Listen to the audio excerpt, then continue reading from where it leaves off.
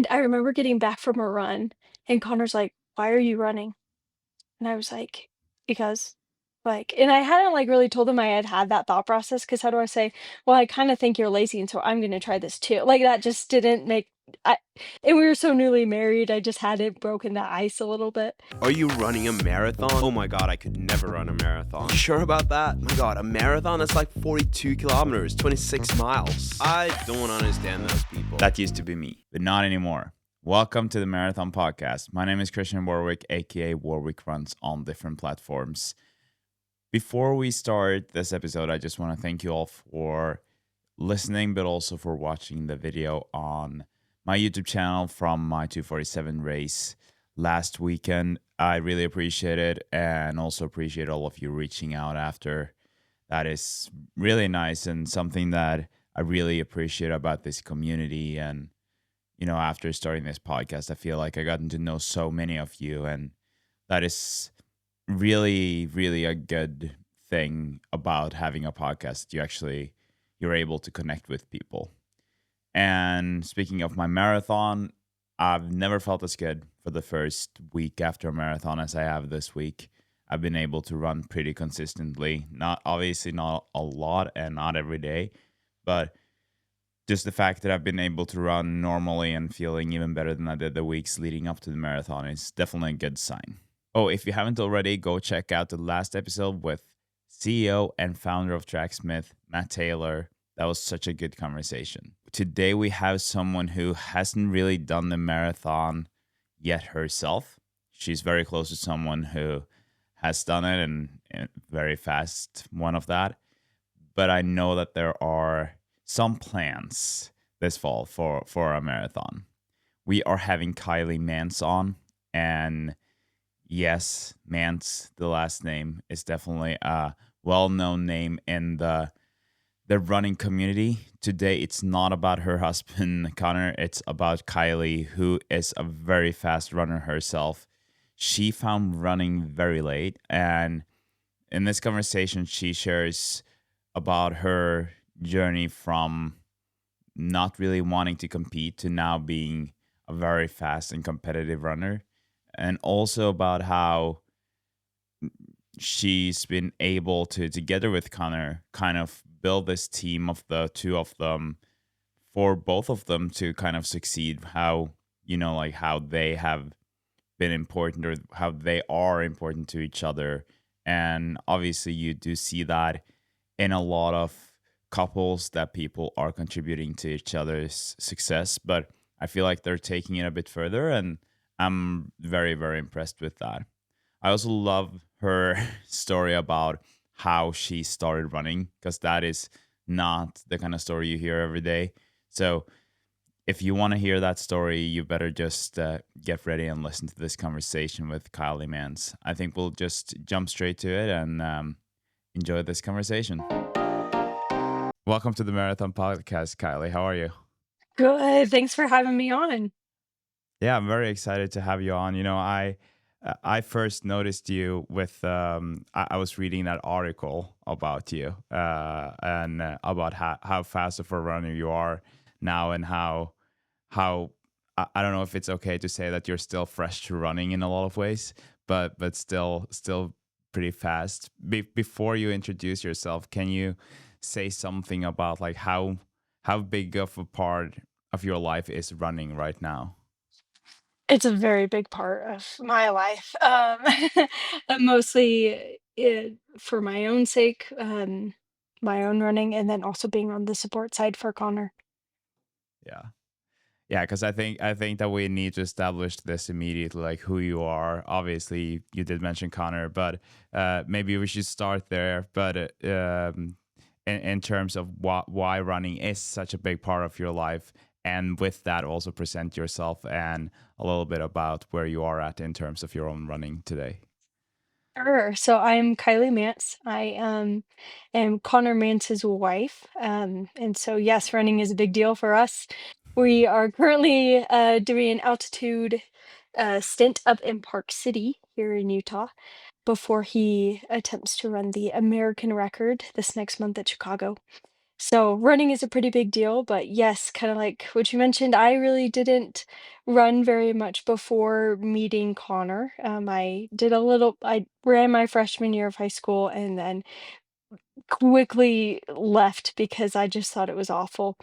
So I was not a big fan at first, but I always loved to run. I think the competition side of it kind of freaked me out a little bit. Um, in high school, and I just had other strengths that I wanted to dive into a little more during that time, and so running just wasn't a big priority, but I always just kinda ran for fun. After getting up to BYU, Connor and I met, and also BYU is just in the middle of the most beautiful place, and there's so many fun trails and so many fun things to do, and so, I started running a little bit more for just to go explore, where does this trail lead me type of thing. Um, and yeah, so after and then I COVID hit and I decided to step away and I'm originally from Fresno, California. And so I went back to California when COVID hit.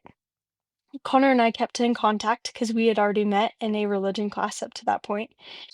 So nothing running related to running, and I actually had no idea who he was. Didn't know he was a big name or anything. Um, and then I after after COVID hit, I went back to California. And from there, kind of just was deciding what am I going to do with my life and decided to step away and serve a 18-month church service mission in Vancouver, Washington, right down by Portland. And so I left um, but Connor and I were able to keep in contact. And then after we got back, we quickly got married. And then kind of after that, I got really um, tired of him being so lazy and sitting on the couch all the time. I was like, I don't care that you just ran 25 miles. That's really lazy. And there's other things that need to happen. And so, but I kind of had a little wake up call and you actually have no idea what he's feeling and kind of that thought process. And maybe you should try to run just so you have an idea of what it's like. And so that's kind of what kickstarted everything. And then I quickly found I actually really do enjoy this and kind of set the goal to walk onto BYU and was able to do that my last semester. That's awesome. There are so many things I want to talk about just based on your introduction here. But first, the one of the last things you were talking about here, because I read that in the article where you were kind of, a little bit upset about him not contributing to the things at home, and and I guess like you could say it was a lack of understanding back then. Uh, Yes. can you say something more about that? Because I feel like it's a very mature attitude that you also had in terms of being like, okay, I have to run myself and try this out to see how he actually feels, to kind of understand. I don't think there are a lot of wives who would take that approach. So how did you get to how did you realize that this is what I have to do to kind of get that understanding? I think what sets me apart from other wives, because I am surrounded by lots. What I've learned is that every wife has a different approach with it, and that's just based on their own personality and their own life circumstances. And so it's kind of a to each their own type of attitude, but you do you, and I'll support you through and through. For me, I'll admit I'm not a very compassionate person. And, I think I needed to put myself in his shoes so that I could gain a little bit of compassion. Just having him try to explain it to me, like, didn't make sense. I didn't have that athlete mindset, nothing was making any sense, and so, I needed to put myself in his shoes in order to kinda have that, um to support him, but also kind of stand up for him, because there are other people and who might not understand it either and might have the same thought process. But I think if there's two is better than one person, and so if I can also Mhm. advocate for him, I will. That's really cool.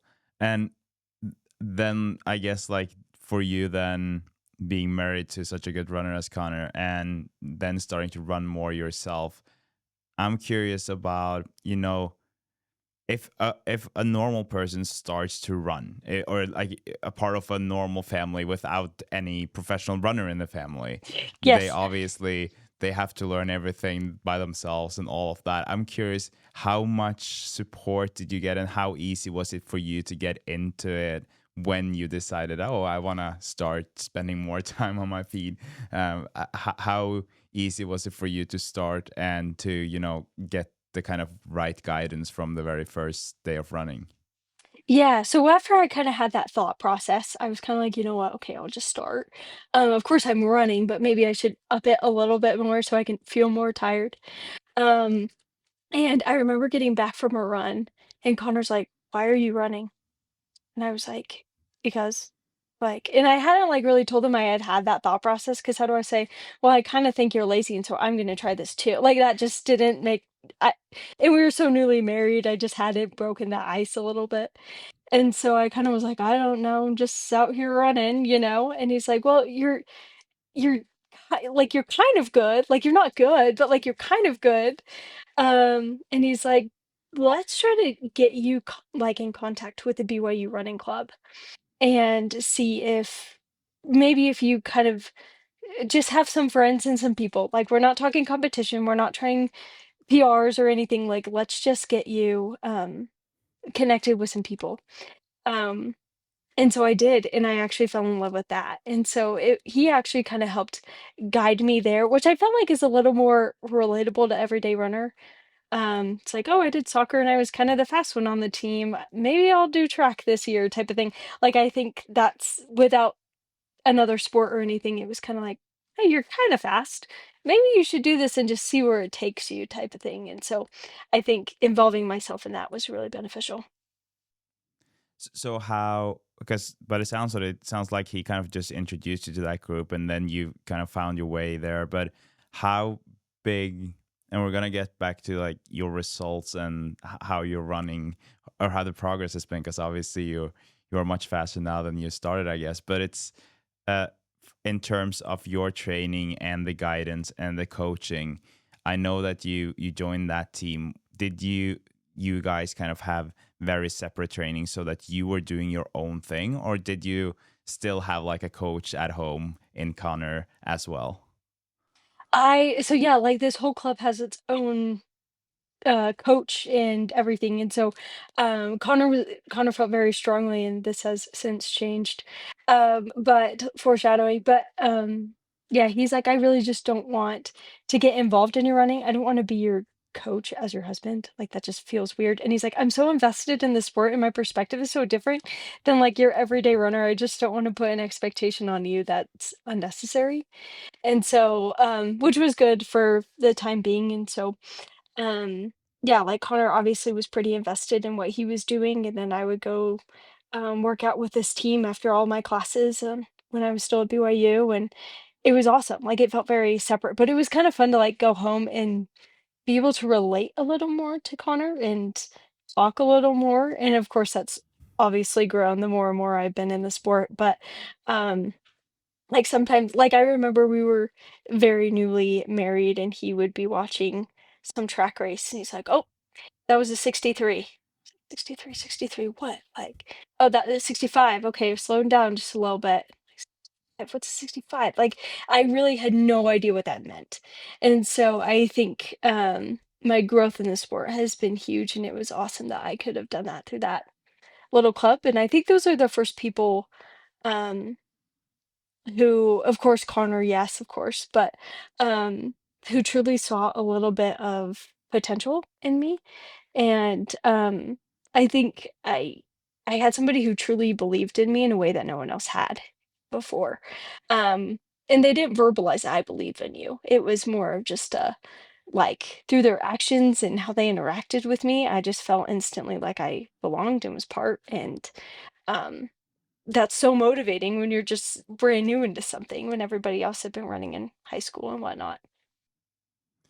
Yeah, and you're talking about potential, and obviously there's a lot of potential there. And I was reading about some of your like the first races that you did. I guess like in your second wave of running here, and just to establish that the reason I wanted to have you on is not because you're married to Connor, it's because of your performances as a runner yourself. And before we keep going, why don't you tell the listeners a little bit about your your journey in terms of the results, and also like if you start by, because you did mention that you didn't really want to compete and you were tired of that aspect of it, and then heading back into competitions, which I assume maybe was a bit hard to, get, yeah, find the courage to actually start competing again, and then just tell us about that journey from your first competition and up until today in terms of the results and performances.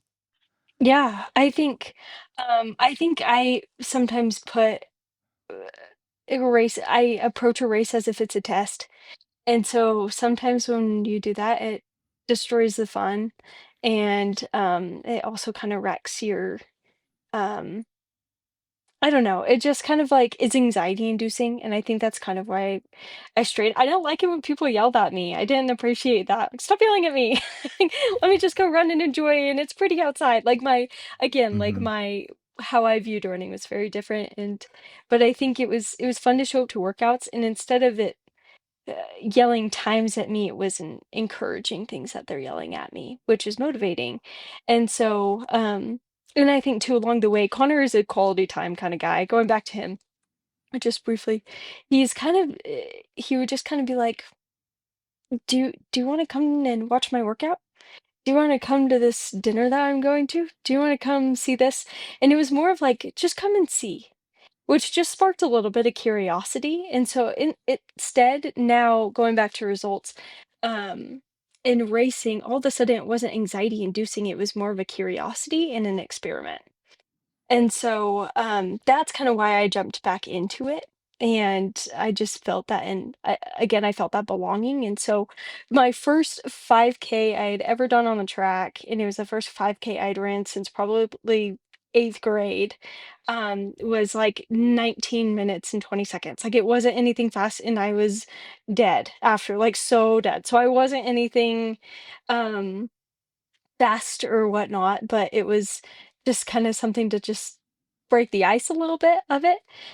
Connor's sister, who had just finished her eligibility at Utah State, decided to pace me, and it was an interesting experience. You could tell there was a lot of newbie in me doing that, and so it was super eye-opening for me, but it was super fun.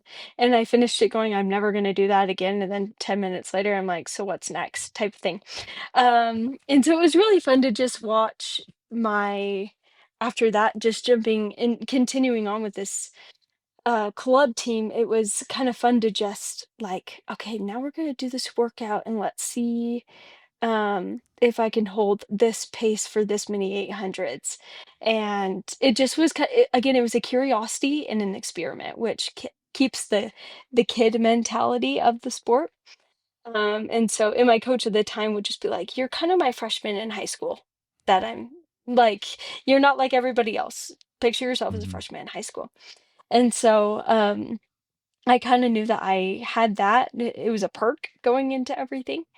Um, and so, anyways, fast forward about a year of me being on this team, and the club team took everybody out to California for a meet at Azusa at Brian Clay. And so, anyways, and there I ran honestly, I'm not very good at times, so I don't remember anything. But it was it was a 17:19, and that was kind of a race that I was like, "Okay, that's not super speedy, but that's a lot better than a 19 whatever it is," you know? So I Mm-hmm. was like, "Okay, there's been some pretty steady improvement. What could I do?" And so I'm like, I got it came home, and Connor and I were just talking, and I was like, secretly, I've always kind of wanted to walk on to BYU. And so it's just kind of an idea, and I'm like, I got a long shot to go. And Connor had just qualified for the Olympics. We were headed to Paris. I had a student teach that fall, and then I had 1 semester left. And so I'm like, I've got a lot of things I've got to do before I even attempt to walk on. And so, but I just kinda kept that goal, and I think that goal is kind of not that you always wanna be goal driven, like, you do, but you also wanna make sure that that doesn't destroy you a little bit, but I think Mm-hmm. it was so fun, and that again, that curiosity kinda was just what got me, And so when we came up here to Park City and he was training for the Olympics, I was training to walk on. And my biggest anxiety-inducing thing about Paris is, am I going to be able to train? I'm like, I wasn't even Yeah. focused on the Olympics. It was like, can I train? Which is horrible. But I think I just was so bought in on this dream, and it was kind of something that I just had secretly wanted, but I didn't ever voice it because I was never good enough. And I hadn't made it a priority up until what appears to be a little too late. And Hmm. so, anyways, but yeah, after Paris, actually, and Paris wasn't the hard part, is what I quickly learned. Because we're there for running, and so you can go run too. Yep. It was me trying to student teaching an all-day kindergarten class with 25 kindergartners, and I would have to wake up at 5 a.m. to do workouts on our treadmill, and then come home after a full day of kindergarten and do more. And so that's when the true determination and the true crazy of me came out. And I had a few moments where I'm like, I'm crazy and I probably shouldn't be doing this. Just give up, just go graduate, move on. And so I played those mental battles quite a bit, but was able to walk on.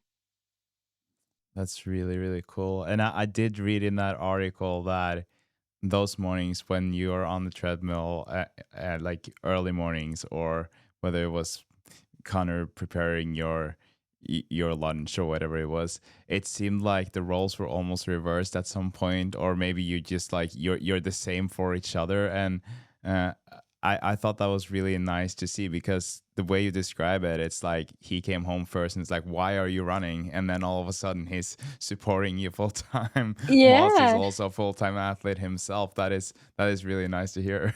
Yes. No, it was funny. And I think like in a marriage it ebbs and flows. Sometimes it's like, okay, I really got to support you in this. And I felt like with the Olympics, it was pretty much 99 support Connor and 1% me, like we had to be all in on the Olympics, which is totally fine and Yeah. acceptable. But Yeah. it was really cool to kind of watch that transition. And even though he was training for New York, he still was, it was my student teaching, me trying to walk on. And so we kind of changed that a little bit. And so it was really cool. And he still had a great race in New York. And obviously Boston went phenomenal. And so Hmm. um it's been cool that there's just times and seasons when you need to support the other person. It's never 50-50. I think it's really cool also to hear that within such a short amount of time, the like it seems like almost, I don't know if I would call it a dynamic between the two of you, but like you said, of like 63, what does that mean, to probably being like, oh, 63, that is good. It's Yes, yes. that is very interesting, and cool to hear, because uh I also assume that based on what you're saying, it kind of has almost given your relationship more, if not value, but like more substance, in a way where you have something that you share together that you didn't even have in the beginning. And now that you both have this passion, that must have helped your relationship and you both as runners as well. Yes, yeah, and just being able, yeah, relate to each other, hash something out, or I don't know, it's just fun. So we really do So how, enjoy it. what does the house look like now that none of you really have the energy to, neither of you have the energy to clean? I'm a little bit, that's an excellent question. We have gotten that before. I am your classic A-type personality. I'm the oldest child of 5, and so I really like things clean, and so even though I'm exhausted, I'll still do it. But then there's certain things that, like, I don't know, there's just certain things that you kinda take on and then the other person kinda takes on. Connor really is, Yeah. he's a super math guy, super good math guy, and can look at all the numbers and figure it out. And so he's super good with the finances there and just our investments and all of the things, all the like big house things.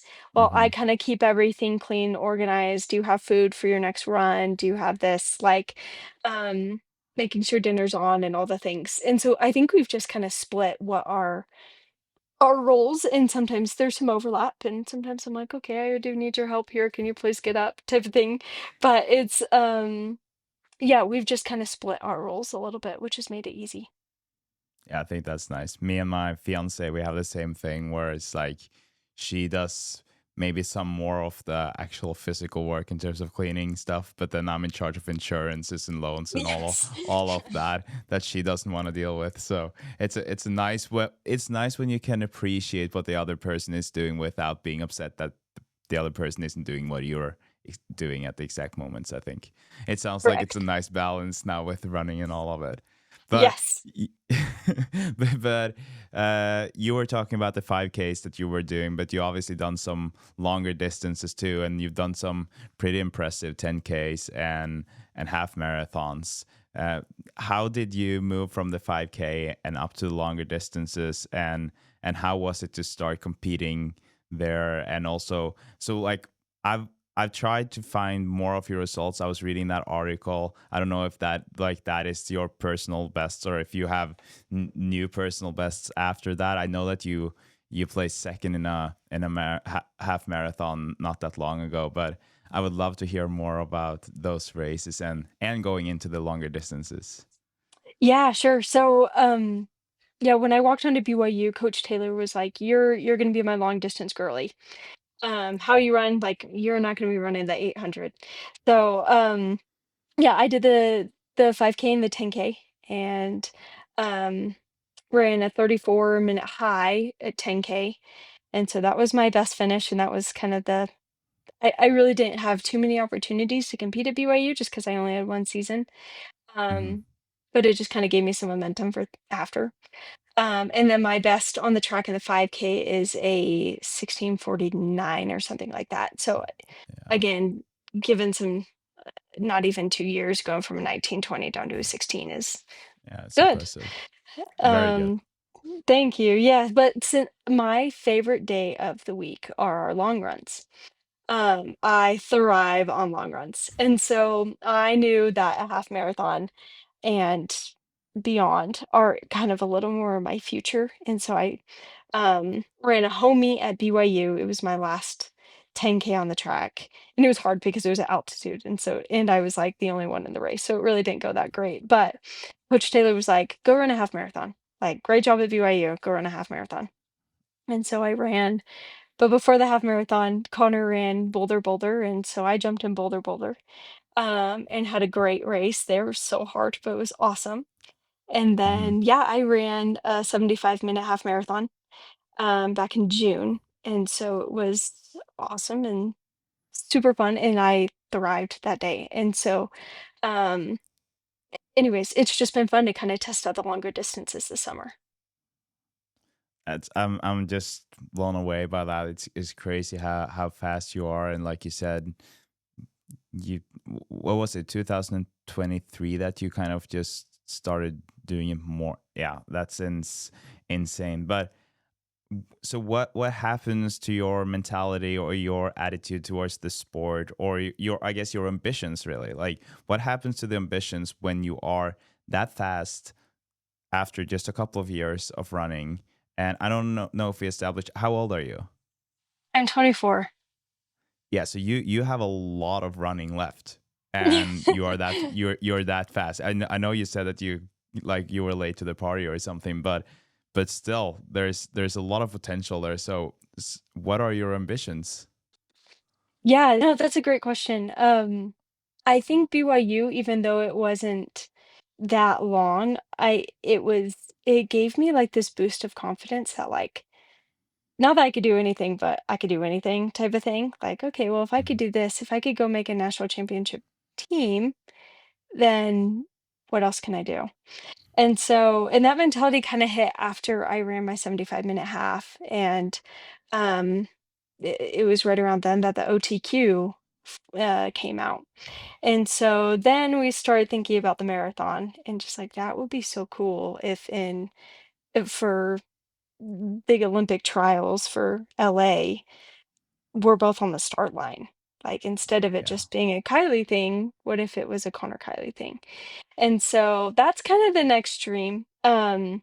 And so what I'm doing right now is just kind of building up mileage. And we have a couple races. I don't have anything set in stone. I'm not signed up for anything, Mm. but um there is there are there's a potential race in Fresno, California, right where I'm from, that is USATF certified. and so in November. And so I'm kind of thinking about running that marathon just to see, can I run 26.2 miles Mhm. type of Yeah. thing. And so that's kind of the next thing, but I think it really, yeah, that BYU kind of just drove that ambition, and maybe I can do something bigger. It's funny to hear, like now that we've within the first 26 minutes of our conversation, we've gone from you telling me that you kind of hated competing to now talking about what if I can make an Olympic team. That is I like that a lot, and I am a big fan of like when you see potential, why don't you like I Use think it's it. great that you're pursuing. Yeah, you should Mhm. use it. But it also like makes me think about when you said that you hated competing and you have the pressure, and then being married to the best marathoner in the US, and just like for you when you're on the start of a race, are you able to kind of differentiate that to be like, this is Kylie, I'm running, it doesn't matter what my last name is? Or do you feel more pressure because of your last name? That's a good question. I've actually battled with that a lot. Yeah. Um, it's funny enough, I actually felt it naturally too. I felt it more when we got married. Hmm. All of a sudden, I felt like, who's m- who am I? What's my identity? Do I have to do this? Um, what's a 63? Like Yeah. I didn't fully understand, and I kind of felt like anytime I introduced myself, if I didn't say my last name, I was kind of nothing. Hmm. And so I did struggle with that, and I kind of have had to come to a grip that that's not true, and people Hmm. don't just like me because of my last name. Hmm. And I can also contribute things that Connor can't, and Hmm. that's a marriage, that's a relationship, and so trying to find what am I good at and who am I has kind of been a self discovery type of thing that I'm Hmm. constantly going on. Um, and it ebbs and flows, but yeah, I think sometimes the pressure gets to me, and then I have to remember I'm not paid to do this. And No. so why am I stressing out? And I'm not even on a team now, so I don't even have that pressure. And so it's something that yeah, it ebbs and flows depending on the situation, but that has been a really big challenge at the beginning of our marriage, and something that um Connor and I have had to communicate about and make sure what's my why behind the Yeah. sport, because my why is completely different than his. Um, and the actual discovery of that has been pretty incredible. Yeah, I love hearing this, and because I got that question a lot. My dad is a two-time Olympian, and so I used to be a speed skater, and then I was trying to chase that dream, and luckily I never really felt that pressure. But there were obviously times where I still was like, maybe there are more expectations to me, like because of my last name and because what he did, and trying to. I think that at some pretty early on, I was able to distance myself from it, and I realized that this is my dream. It has nothing to do with Yes. my dad. So like, this is a dream that I have like inside of me. It's not Hmm. something that it's out here. It's inside of me, and that helped me a lot.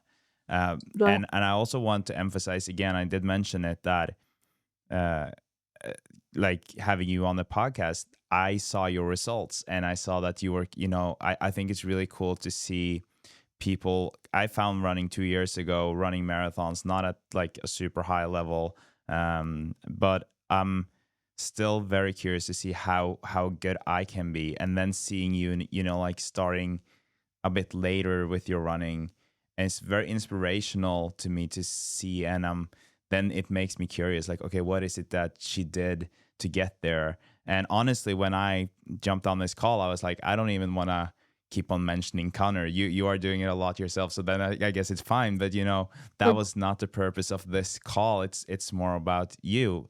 But it's also really nice to hear how it doesn't seem like there's no Connor without Kylie, and there's no Kylie without Connor. Also, when it you're comes to right. running, and that Hmm.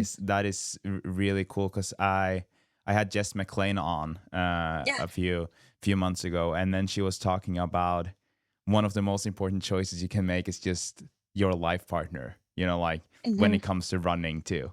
If you want Hmm. to succeed, you have to have a good life partner.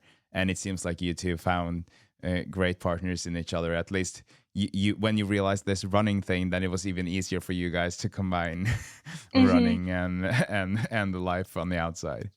No, 100%. It's like a happy you is a fast you, you know? And so Hmm. if you're not happy, if you're trying to do this, there are lots of people and teach their own again. But something that Connor and I talk about is like, man, if we were trying to do this whole Park City thing by ourselves, like if it was just him or just me or whatever up here, I don't think I would I don't think I would be very happy. And even if I was doing it with the team, I just don't have that kind of a relationship. And so there's something about coming home and having that vulnerability that is so crucial that actually gets you out the door the next day to go run faster. Yeah. And then you have the, I guess, I don't know if you could call it the knowledge. I guess it's a knowledge that he has, or that you guys now can get together in terms of what works for you, what works for him. But I did read in that article that you kind of used to go out and run very hard on most of your runs. It's just a pretty high intensity workout. And then if it was Connor kind of suggesting that maybe you should train a bit more structured somehow. And Correct. uh, that immediately, when I read that, I was like, okay, so what was the difference? It sounds like you were going hard all the time, and then maybe you found some, I guess, maybe a smarter approach to the training. What did that look like? What do you think was the change that you made that got you from that 19 to 16? Was 19 to 16, was it, right? Mhm. Yeah. Mhm. And then you did your first half marathon in 120, and then now you have a 75 half marathon. Is Mhm. that right? Yeah. Correct. So like, what did you do to have that progress and get those results from where you were? Yeah, there's a couple things. I'm gonna be really honest. I still run all my Yeah. runs way too fast. I still have that issue. Even this morning, Connor's like, "What did you average?" Like it was still a little bit.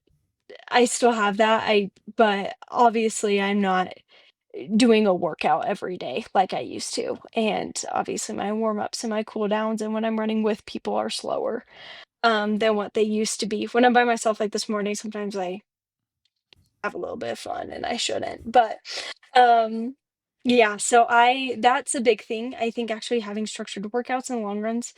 Um and then lifting is another big thing as well. And so just strengthening muscles I didn't even really think about that are important for running. And so having that is super crucial. And then another thing is I think just naturally I this is kind of the I think just a disclosure more or less. Like I got hurt a lot in the middle of all of it. And so this has actually been the first year that it's what September and I haven't been hurt, knock on wood, this year.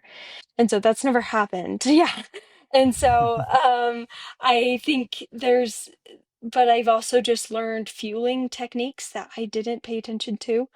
Hmm. Um, I really did believe in a lighter was faster mentality for a long time, and then but Yeah. I think that was more of I just didn't have the science or the education, Hmm. and so the Hmm. more I dove into the science and the education, it's made me feel better, and I'm faster, and I'm stronger, and so um, it's all of that, but in the middle, whenever I was hurt, I'm a pretty again, like kind of like what I told you earlier, like I cross train a lot. And so I'm running 80 miles a week, but I still have a few hours of cross training I need to do. Yeah.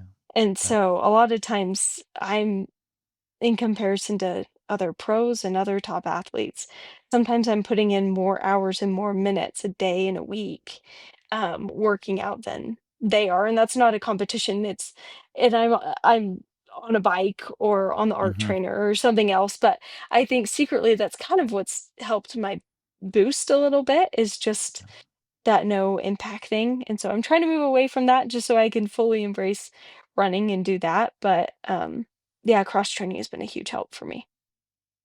But I find this super interesting because I just did a marathon on Saturday, and now I have a new one in three months. So it's like a pretty short time between them. But uh, I I used to do a lot of road cycling because I that was a big part of our training as speed skaters, Yeah. and then I was like, okay, I am up at like 75 miles a week of running. And if I can maintain that and then add like an hour of cycling every day, for instance, then I will still, I will be able to build my capacity and I will have less mechanical load on the body. Correct. So when you are doing your cross training, do you see that your capacity is getting better? Because a lot of people also argue that you get slower, for instance, by cycling, stuff like that, and it doesn't seem like that is your experience. No, I think you're only going slower if you're not doing the running part. So, Mm-hmm. I don't totally believe in that, but I definitely think, I mean, it helps the mental. You staring at a wall for an hour plus will help your mental. Um, but I also think it's just kind of it helps just get your heart rate up just a little bit more. Mm-hmm. And I think that's what you also need, that I mean, you're kind of pounding your heart, but you're not pounding the body, which is Yeah. preserving the body for later. And I really try. I did have this issue when I started cross training. I would go too hard cross training. And so I'm like, my heart rate needs to be at 160, 165, and it's like, no, I don't need to do that every time. And so I hardly ever get up that high now, but I also am running. And so there's just kind of a balance, and also just um, listening to your body too. There's kind of a Mm-hmm. intuitive side to that I've Yeah. gained. And then you did mention that you were injured, and I feel like when you talk to people, a lot of people, unless there's like you've increased your mileage way too much too quickly, then it's usually too high intensity, not good enough recovery, or nutrition hasn't been good enough. And you did touch on several of those elements when you were talking about your injuries.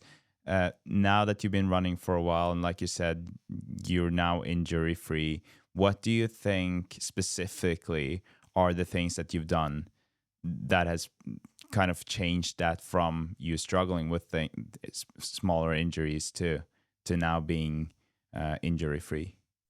Yeah, fueling is a big thing, listening to your body. But also, I think sometimes I would hear listening to your body and it would just make absolutely no sense to me, because I'm like, Hmm. what does that mean? Like, I don't know what. Yeah. And so, education is so crucial in seeking out good sources.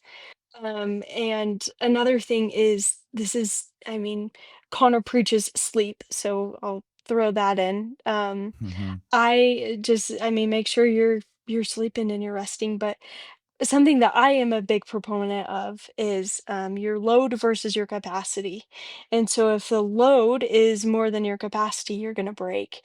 But if your load is within your capacity, you're going to grow.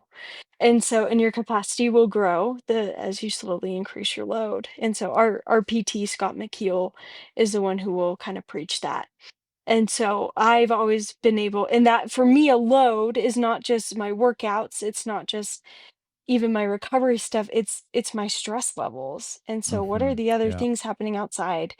Um and so watching that and making sure that that is within check always. And I'm not perfect at that always, but I think that watching that, where's my head at, kind of can help my running, because those are pretty, they're not, they're related. And so um I think that's what's really helped me. But then something also that our PT says is, he kind of uses a music mentality of, if you're ever hurt, like, it's just a pause in the music.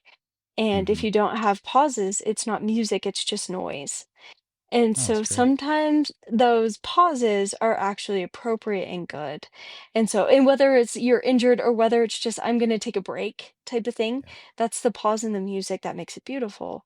And sometimes there's lower parts where things aren't as quick and fast. And then there's sometimes that are really fast. And so I think also, again, being intuitive with what you need isn't super important. I love that analogy. Analogy. That's beautiful. Mhm.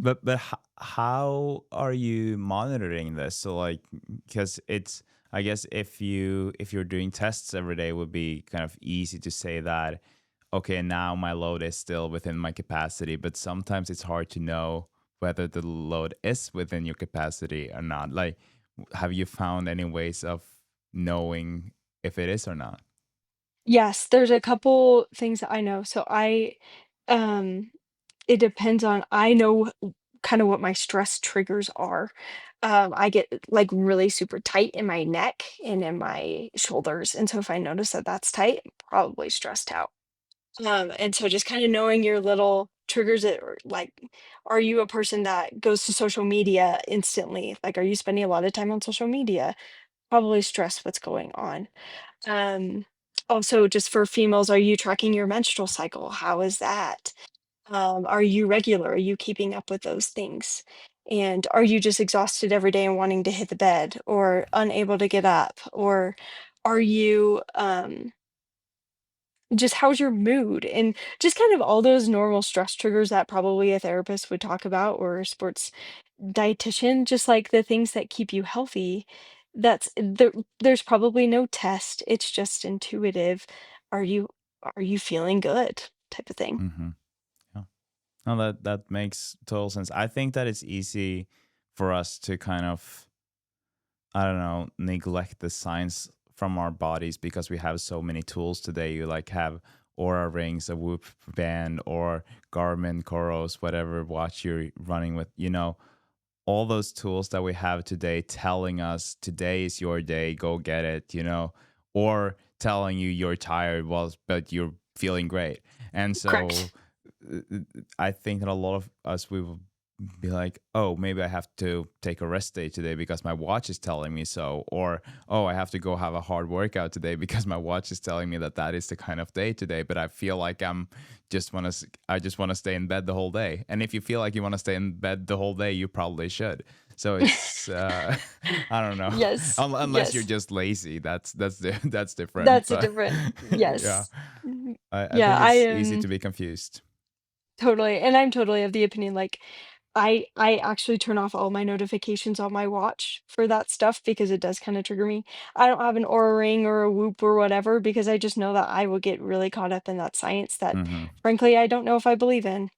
And Hmm. so I'll just no offense, but to anyone out there, No, but that's for me personally and for my own mental sake, I turn those things off and I try to really be in tune with my body. I totally understand that. And on Saturday, when I was running my marathon, like 2 kilometers in, my Garmin told me, like, because you get a notification like a kilometer, like 10 minutes into your run, you get a Yes. notification about what the watch The thinks performance. you're at. Yeah.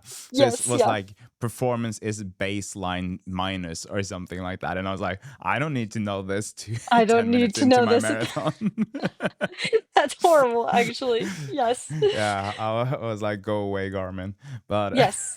Yes. yeah, and I mean, I had a good day, so it didn't seem like it was correct even. But I think that it's easy to be thrown off by those things.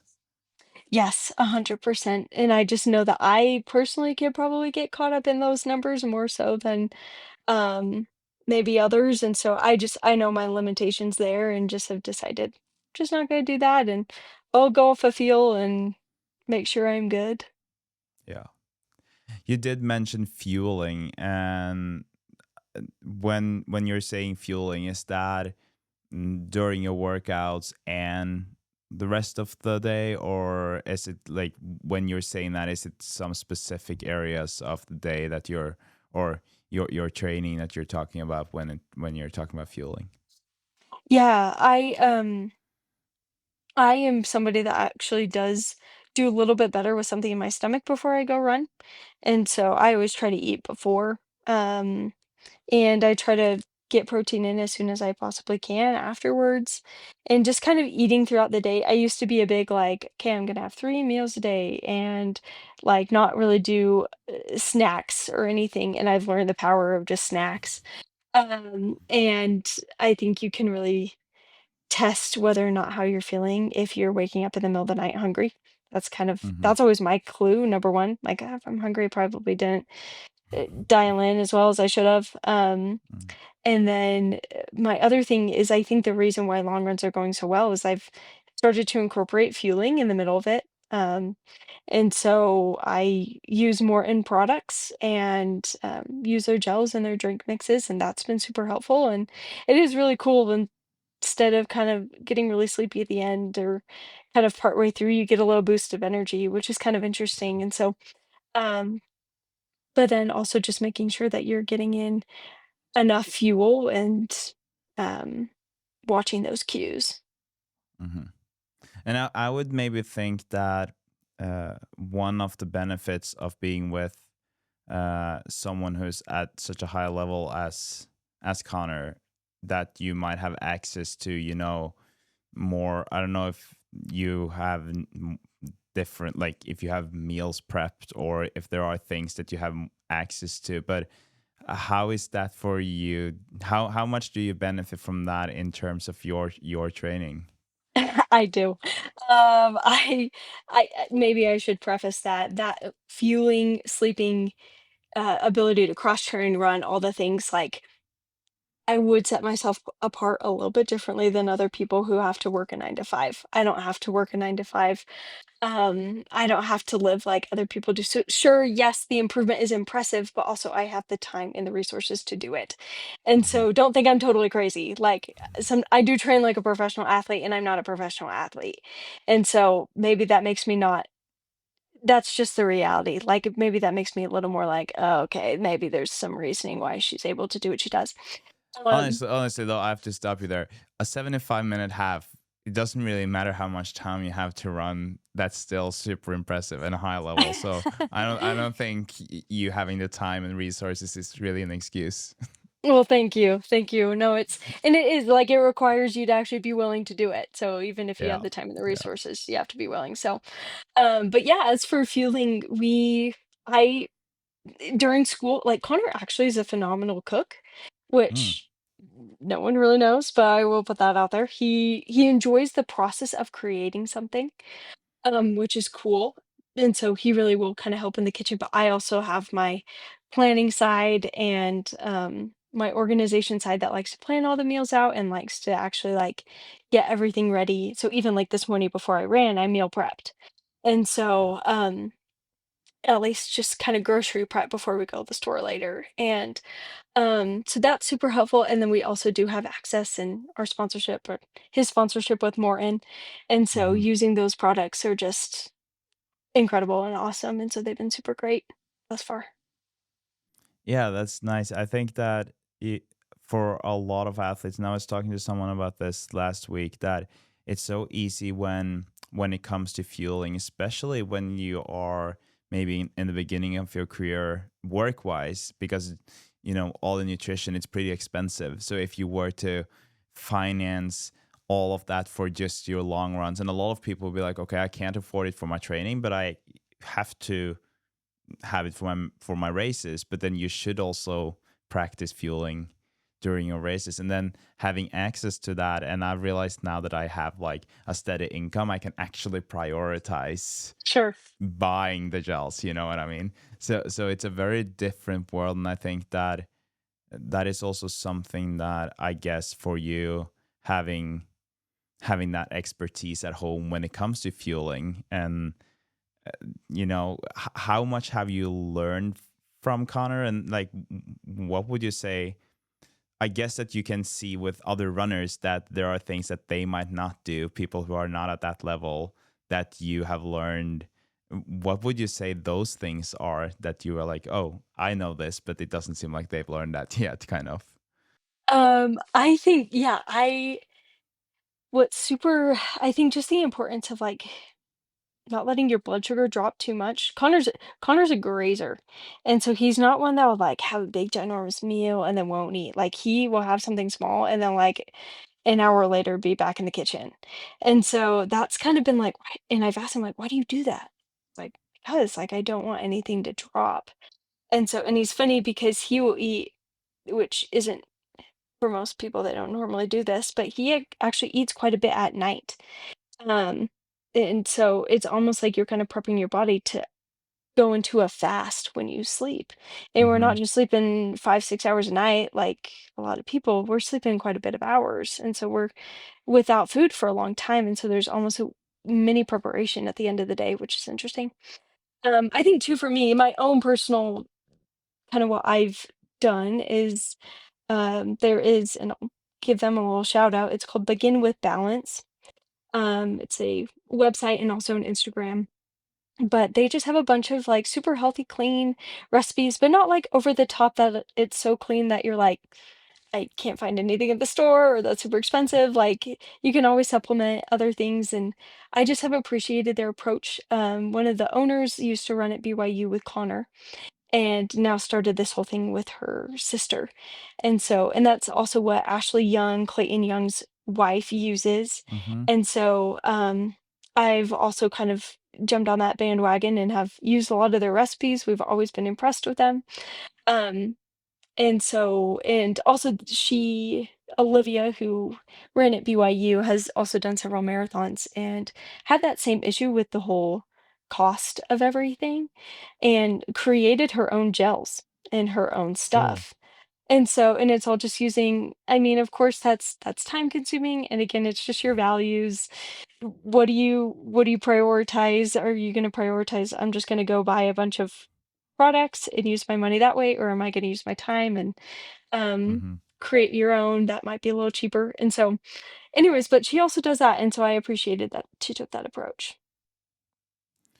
And obviously these are pretty natural, healthy products. And my fiance, she was saying today, I've been pretty strict now up until my marathon in terms of my diet, trying to cut sugar, so like not too much, or no ice cream. And then I don't drink much alcohol in general, but like cutting alcohol off that. And then during dinner today, she was like, you know what, when we finish the ice cream and the candy we have at home now, we're gonna be strict. We're not gonna eat more candy for a while. And I was like, sure, that's fine with me, because I have another marathon in 3 months, so it's nice to be healthy. Uh, Yes. what does that look like for you guys? Like, because you have a household of two. I would call it two professional athletes. Although you said you were not professional, it's still like you're training and living as a professional athlete, so you have the same lifestyle. Uh, in terms of your diet, when it comes to candy and stuff like that, do you treat yourself with things like that, or is it strictly super healthy? I married a sweet tooth. And so he loves his sweets. And so yes, we do, of course.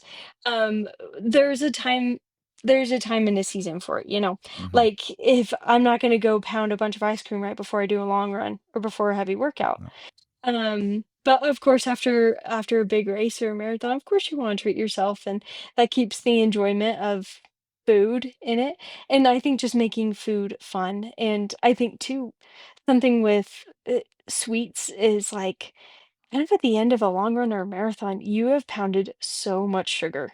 Let's be real. Mm-hmm. Like I think people are like, yeah, I bet you never have sweets. It's like, do you want to know how much sugar I've had today? Like it's Yeah. actually kind of insane. And so I think normal people don't totally understand how much sugar we're ingesting. No. Um, but there's a purpose behind it. I'm not going to go pound down a bunch of brownies. No. But of course, when you're on break or you have a second to celebrate, go celebrate. And something with Connor and I, and we are members of the Church of Jesus Christ of Latter-day Saints, and so we do have kind of a food code, I guess, to name it that. And so we stay away from alcohol and drugs and all of Mm-hmm. that. Mm-hmm. And we also, um, just for the sake of all things addiction, which it can't, anything can be an addiction, but we've been advised not to drink coffee or tea because those can be addictive substances, and we Mm-hmm. want to be in complete control of our bodies. And so I think also having that religious background and that foundation has also helped us in our own marathon pursuits. May I ask about, like, then the caffeinated gels from Morton, for instance? Like, are those also, because I don't know, with when it comes to the coffee, I would assume that it's the caffeine that they're talking about or that you're talking about being addictive, is do you also avoid those gels, or do you take those? I took a caffeinated gel the other day. Yeah, no, Yeah, it's yeah. not the caffeine. It's more of just like, I think, and you could say the same thing with soda, or you could say the same thing Mm-hmm. with other things. I think too, just in a lot of times it's more of an obedience thing, even Yeah. though it might not make sense on the outside. Are you going to be obedient to what I've commanded? Mm-hmm. Because if you do, that shows true love, you know. And so I think that's kind of the main reason why we strayed from coffee and tea. But Yeah. yes, of course, like my parents love Dr. Pepper and Coke, and Yeah. so and that obviously is caffeine. Chocolate has caffeine in it, and so Mm-hmm. it can't be the caffeine part. And of Mm-hmm. course, caffeine, of course, to an extent, in the long race, is pretty crucial. And so Yeah. there's a time and a place for it, but outside of those moments, are you going to be reliant on those? So if you get that 3 p.m. afternoon slump, what are you going to turn to? Mm-hmm. Those caffeinated substances, Yeah. or are you going to try to do something to help your body out? Yeah. No, that makes sense. In terms of your uh everyday life, like, or when you are working out now, obviously you're in an area with a lot of good runners, there are a lot of good groups, but are you guys able to go for a lot of runs together, or is that still like, is he so much faster also on his easy runs that that's not really possible? How do you, or are you able to do that? Yes, we do. And we've done that more since I've graduated. Especially being up here, if we can't link up with anybody, sometimes we will go together. We he does like to go faster than what I like, but sometimes I end up pushing the pace. So who knows? We do run together, but I something that's interesting is he has his whole group that he runs with Coach Istone, and I actually have several girls who are and a couple guys who are kind of around where I'm at, and none of us are professional or anything, but we've invested a lot of time into the sport and are all going for that OTQ. And so we all have that same goal, but there's no competition because it's a time thing and not a Mm-hmm. place. And so it's super nice that I have that kind of community. And so Yeah. when on workout days, that's we kind of split into our own things. But Yeah. yeah. I guess it's kind of like, at least we talked about that at home, that it's nice that we have different jobs, because it's great to spend time together, but it's also nice to have like our environment, or like group of people that we're with, uh, Yes. and not be with each other and do everything with each other all the time. And especially when you're in a competitive environment, although you guys will probably not compete against each other, but it's still No. still nice to get that break maybe. Correct. Yeah. It just kind of helps us establish our own and work on what we need to without. It's nice to come home and have that vulnerability, but also when it's time to go to work, it's time to go to work. Like, even if we're both on the truck together, we hardly speak to each other. So Hmm. it's kind of funny. But the second the workout's done, we're fine. And so it's just, I've had to approach it in a way to make it a little more normal. Is like, he's in a business meeting. Like, Yeah. oh, he's in a workout, he's in a business meeting, or like he's at a work trip. Like, just to make Hmm. it a little more normal in my head, so Yeah. it's not just like he's doing a workout type of thing. Yeah. You mentioned that you're not a part of a team right now, right? Was that right? Yes, Yeah. yeah, that is true. So in terms of coaching, like, who is coaching you? Are you self-coached, or is it Connor who's helping you It's now? Connor now, Yeah. so that's been kind of I, I, that's saw, kind I of saw the your smile, so I realized that the answer was Connor. yeah, it's been funny. So that was and he's a little bit funny about it because he's like, I don't know if I totally want to do this. And he's like, I don't want you to have a bad workout and then come home and blame me, Hmm. or have a bad race and blame me. And I've not, but I think also just having that group of girls is super crucial. And sometimes I'll jump on, he'll plan like my cross training hours and my workout or my mileage for the week. We'll set out a race plan and all the things, but as for, like, individual workouts, I do have some other friends who have their own coaches, and so we all kinda come together and whatever makes sense, and Connor and I will kinda talk about the options. That's the one Hmm. that I will choose to do. So, sometimes he'll, like, plan my workouts, and sometimes I'll just kinda jump on somebody else's. Um, But yeah, as of now, that's kind of what's happening, and it's kind of a funny I don't know how long it's gonna last or whatnot, but How that long have you is been doing it for? since I ended BYU, Okay, so yeah. since April. And so how has that been so far? I guess it's only the summer almost, but how has it been so far? I actually like it. I'm not sure he does, but because I'm like you have more knowledge in this than anybody else. I think he Mm-hmm. just doesn't like the vulnerability of it, um, that crossing over, and so Mm-hmm. anyways, it's something that we're always trying to manage. And again, we try not to like make it a huge topic of conversation too. Um, and kind of it's one of those you clock in and you clock out.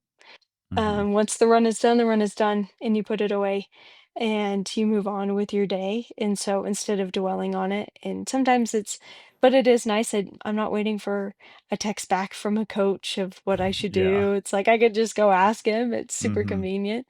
Um, and I've got a good group of people I can also rely on. So I'm not just doing workouts by myself, and he's never at my workouts either. Yeah. And so, or timing them or anything. Like he's off doing his own thing. So I think that also has been a help But he will ask you what your pace was like.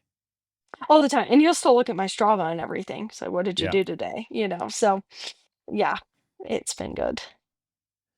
But I also feel like, when you are ambitious and you're putting that much effort into your workouts, you need to have this kind of mentality where obviously you have to be, or you did mention in the beginning that you didn't have that much compassion, but it's still like in a relationship you have to care for each other, but there will also be hard days when you are an athlete. And how do you guys balance that part, of being, if you can call it, soft and nice and caring, whilst also realizing or knowing when to be like, hey, get your act together. This is just a part of being an athlete. I don't know if you understand what I mean, but it's, Totally. sometimes, yeah. Yeah. We both ebb and flow there. I think he's actually, well, I don't know. It's funny because I get a little bit over I get a little bit stressed out the night before a race for him, like his races, because I'm like, what's gonna be the reaction? Good or bad. Because I'm the one at the end of the day that goes home with him. And so what's it gonna be like type of thing. And sometimes I've learned there's a balance between you gotta process the whatever happened. And Coach Easton has the mentality of give it 24 hours. So since the moment you finish the race to 24 hours after, you have Mhm. 24 hours to be super excited, or you got 24 hours to be pretty bummed out. And after those 24 hours, you got let's let's move on type of thing. Mhm. And Mhm. so we've done that, and of course, sometimes it ebbs and flows, and your emotions come back, and things trigger things. But I do think I appreciate that mentality. And poor Connor, I think he has it worse. He has it so much worse than I do because the second the race is done, if it's good or bad, he's got cameras and interviewers in his face, and Yeah. so, which I'm like, sometimes if I just had a bad race, I want to just go hide under a rock for a second, and Mhm. um, but he does approach it with poise, which is awesome. Um, for I think it's something that we have found that when we drive, it's actually super nice with us living in Park City, an hour away from Provo right now, because those drives every other day kind of give us some time to just hash out what we're feeling, what we're thinking, and Mhm. so there's a balance between you just gotta kind of go be alone and um, but also hash things out and also just get back to work. Just get back on the Mhm. train and keep going. Yeah. Do you sometimes have to tell each other to be like, "Hey, you chose this." Like or do you ever complain to each other about like, "Oh, this sucks. Like I really don't want to go out," or are you able to, keep that spirit up all the time? Yeah, no, we went up on um we went on a date the week before 20K champs, and obviously 20K went phenomenal for him. Yeah. And I asked him, we're like up at the top of the ski lift, and I was like, "How are you feeling about 20Ks?" He's like, "I don't know. I don't know if I want to do it." which is so funny given the result and how it went, but it's funny that, like, sometimes you just need to voice out, like, "I don't know how I'm feeling Yeah. about this," but then Hmm. kind of once it's out, you're kinda like, "I think actually I'm okay. I think Yeah. I can do this," type of thing, and so it was interesting, and you wanna do that. I've also learned kind of before races, like, kind of a couple days before, you don't really wanna talk about it, like, you just gotta go through the motions, and you gotta Hmm. leave the emotion behind. So I've kind of learned there's this window of time where you can talk about it before you fully lock in. And then Yeah. you want to give them some time, and then you can talk about it after. So there's kind of this like process that I've kind of Hmm. figured out with it. Yeah. And then you did mention that you feel pretty nervous when he's competing, right? And you like when before we started recording, I asked you about your next race, and you're like, I don't know. We're first focusing on Chicago, and I was like, oh, are you also racing? And then it's like, no, it's Connor, but it's like we are focusing on that right now, and Right. it kind of made me think that you know based on your results, it seems like you guys might compete at the same time. Like there's gonna be a time where you guys are gonna have, if not the exact same time, maybe the same day or the same weekend, you'll have important races for the both of you. How do you think that's gonna be when he's competing, say, the day after you, and you have to focus on your own race because that's an important race for you, and the other way around? Yeah, luckily we've already kind of dabbled in that a little bit. I ran Boulder Boulder, and Beach to Beacon and 20K. And so I was there for all of them, racing and competing, and sometimes it's easier for me to actually compete because then I'm just more focused on me and not focused on Mm-hmm. him. Sometimes it actually Yeah. gives him the space that he needs. Mm-hmm. Um, Obviously for Chicago, it's a bigger one, and we just kinda need to be all in on that. So it depends on what it is. Um, a big marathon, I'm not sure. We haven't done that yet. We've dabbled in it just with smaller races, and so big ones we haven't totally done. Um, so I have no idea what that'll be like. I think, um, keeping things as normal as possible, I think, is honestly the solution. It's like if your body's in a complete body and mind are in a completely different mindset right before a race, it doesn't know how to react. And so actually keeping things normal is a lot of times my approach to it all. Mm-hmm. And then now going into Chicago, I guess like there are not a lot of people, probably no one in the world who knows him better than you do by now. And what are your thoughts on Chicago? Does he seem like he's on track, or I guess you guys are on track for Chicago? It's going to go very, very well. I'm That's more of a question for Ed, because I bet he Mm-hmm. would have like a number in mind. I don't know if there's a number, but given what I have seen, um, and all the things, how he's been able to kind of overcome little nags that happen in the middle of a marathon build that don't stop you, but just kind of freak out maybe a little bit. But it's interesting how he's able to overcome all those things, and he's looking really good. And even if he's not 100%, he's got that man zone mentality where he can just grind even though he's hurting, and I still don't understand that, but nobody does. Um, and so I think it's gonna be a phenomenal day. Yeah, I'm very excited to see it, and I hope that I can have him on at some point and talk to him about his running too. But I still find it maybe just as interesting to hear if I can ask one question about like from your perspective and to describe him or Connor as an athlete, because obviously he can describe himself, but it's probably easier for someone close to him to do that. How would you describe him, and what do you think is the reason why he is as good as he is? No, that's an excellent question. I think it's funny because, like, when you talk to him and when you just kind of see how he interacts, he's really kind and gentle. And that was Mm-hmm. something that actually, it was such a contrast for me, who's just kind of hard all the time. And so that was super attractive to me at the beginning of our dating and marriage and all the things. But what's funny is like something like clicks when he gets into like workout race mode, that's just like this like animal that kind of comes Mm-hmm. out. And so And you can sense it a little bit when he's um talking too. I'm like, that was a different way to say that, but kind of a dark way to say that, but I guess that's what makes you good type of thing. He just I don't know, he doesn't get scared or choke up at pressure, which is phenomenal.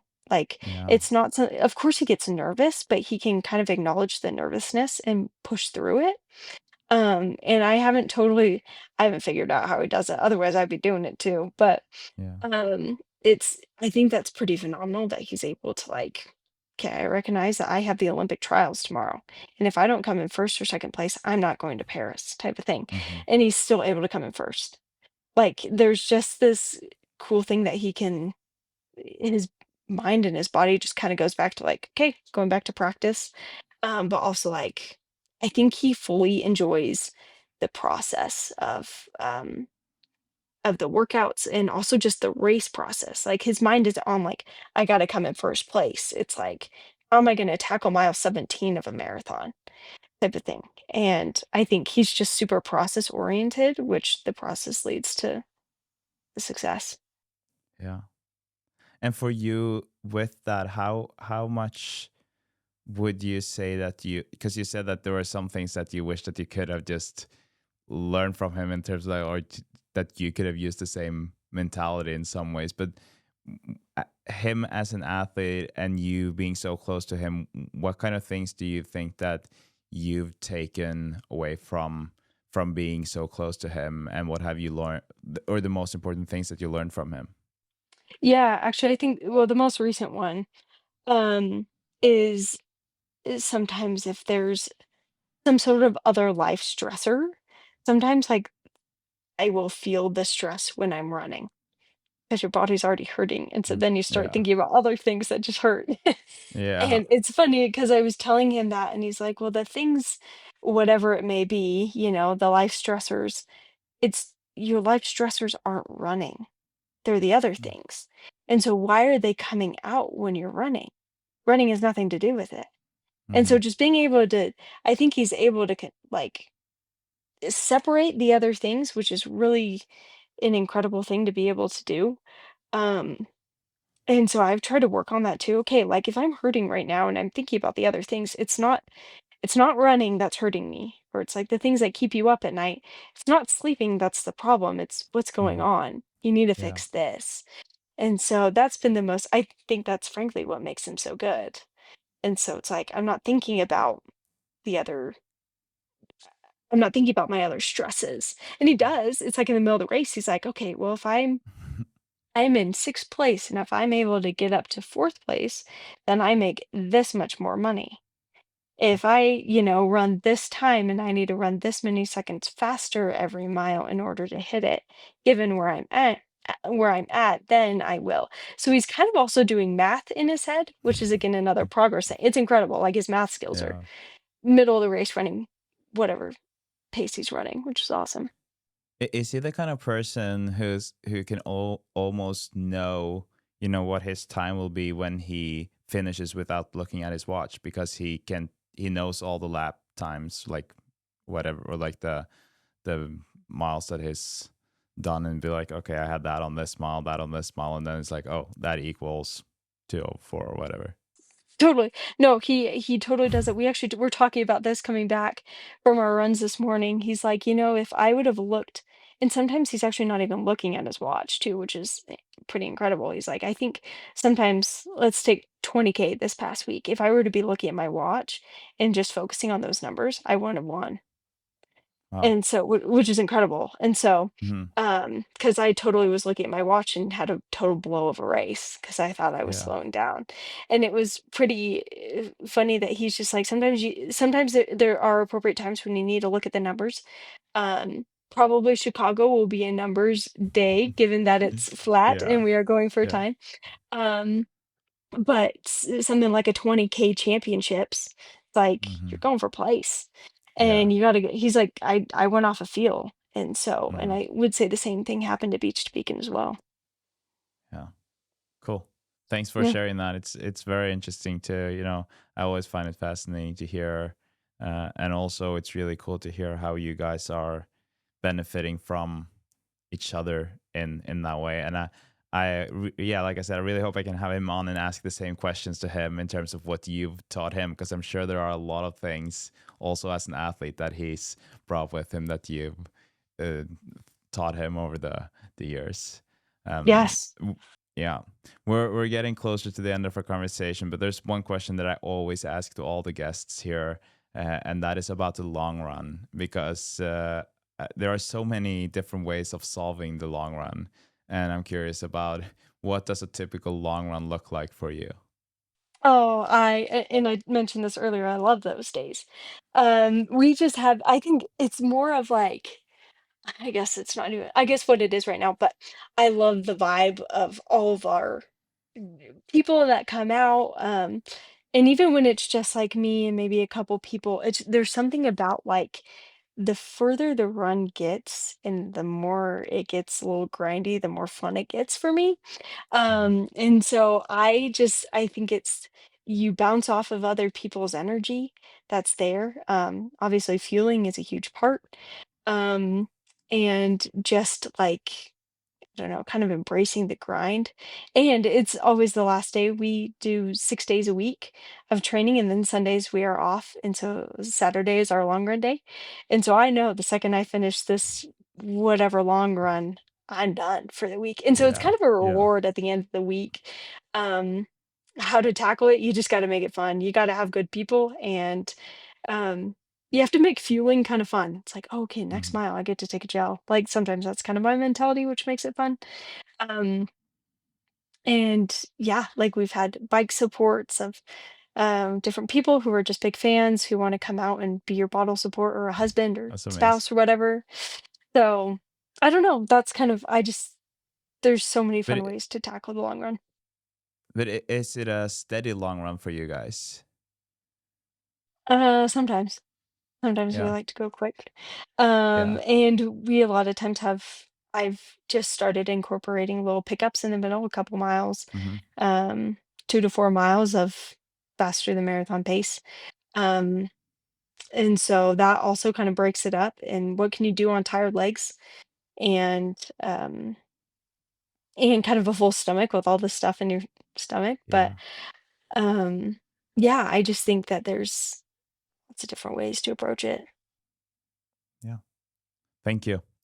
It's always interesting to hear how runners are approaching this, because there are, I hear some people who are just long runs are long and easy, and then you have people who are doing a lot of on and offs, and then there are lot of steady runs and progressive runs. It's there are a lot of different ways of solving that, and most of them are super fast marathoners or super fast runners, so it doesn't seem like there's just one way to get those good results.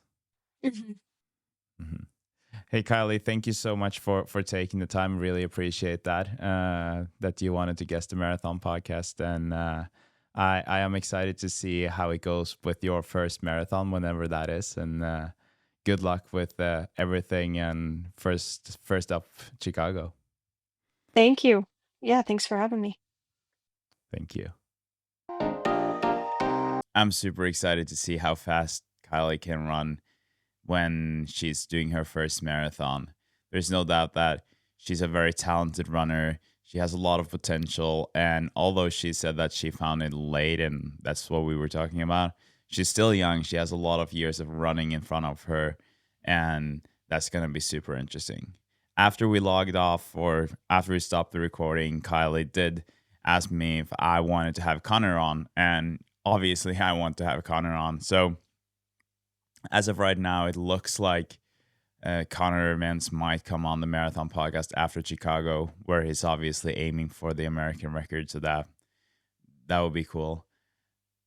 When it comes to this conversation with Kylie, I'm just so grateful for her time, obviously, but also how open she is. And um, what was interesting was that when I started this conversation, I really didn't want it to be about Connor, because I did not reach out to her because she was Conner Mantz's wife. I reached out to her because she's a fast runner herself.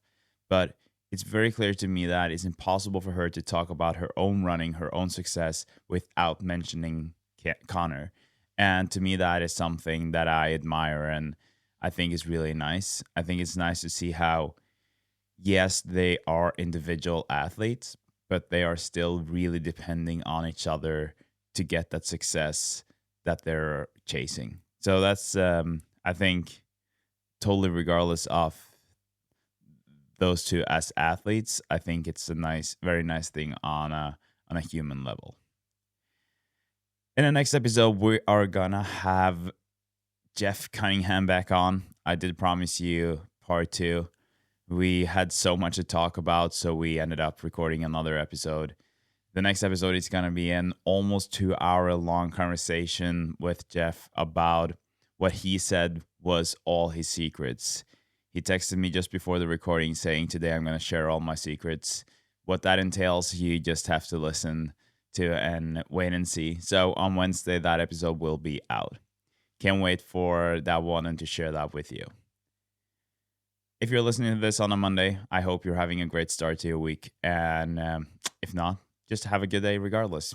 Thank you for listening to the Marathon Podcast. My name is Christian Warwick. Warwick Runs. Please give this podcast a review, and I'll talk to you in the next one. You listen to the Marathon Podcast, brought to you by Wall Studio.